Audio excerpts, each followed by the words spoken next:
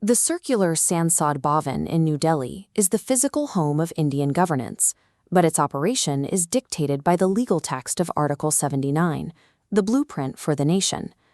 Article 79 defines Parliament as three entities: the President, the Council of States, or Rajya Sabha, and the House of the People, or Lok Sabha. The President never sits in either physical chamber, yet the office remains an essential component of the legislative whole. This continuity is functional.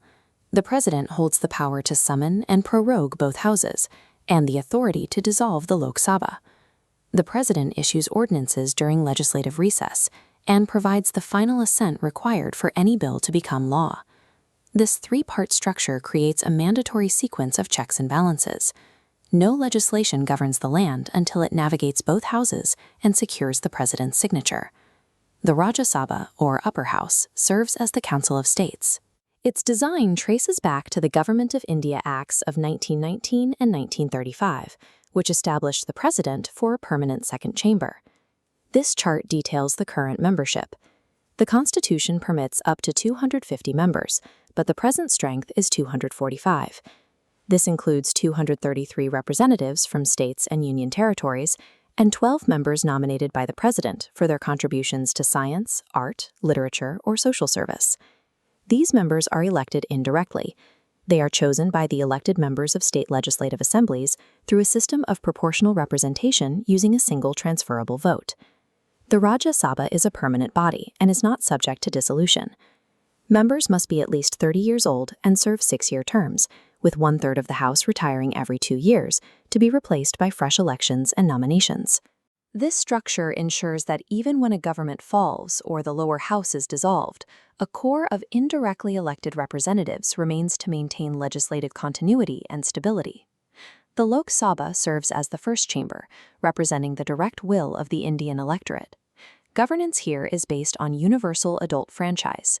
This democratic base was expanded by the 61st Amendment, which lowered the voting age from 21 to 18. Recent constitutional updates have shifted up a chamber's composition.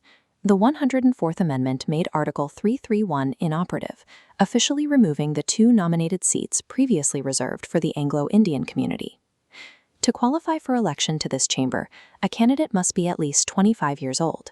Once constituted, the House operates for a standard 5-year duration before facing dissolution. However, seats can be vacated if a member holds an office of profit, is declared of unsound mind, or acquires citizenship in a foreign state. The 5-year lifespan of the Lok Sabha acts as the primary mechanism for democratic accountability. It requires representatives to regularly face the electorate and the consequences of their legislative record.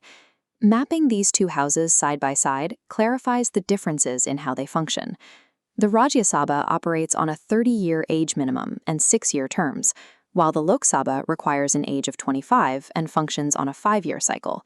There is also a specific asymmetry in power. The Lok Sabha holds exclusive authority over money bills. The Rajya Sabha can offer recommendations, but the lower house is not bound to accept them. The numbers follow a specific internal logic. Articles 79, 80, and 81 correspond to the sequence of the Trinity, the elders, and the people. Similarly, the age requirements climb from 25 for the Lok Sabha to 30 for the Rajya Sabha and 35 for the office of President. Apply these rules to a specific scenario. If a session ends, who has the authority to prorogue it versus dissolve the entire House? Both powers belong to the President. While a speaker can adjourn a sitting, only the President can prorogue a House or dissolve the Lok Sabha.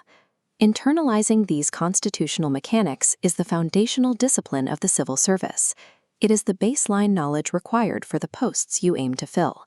Subscribe for more in-depth breakdowns of the Indian state.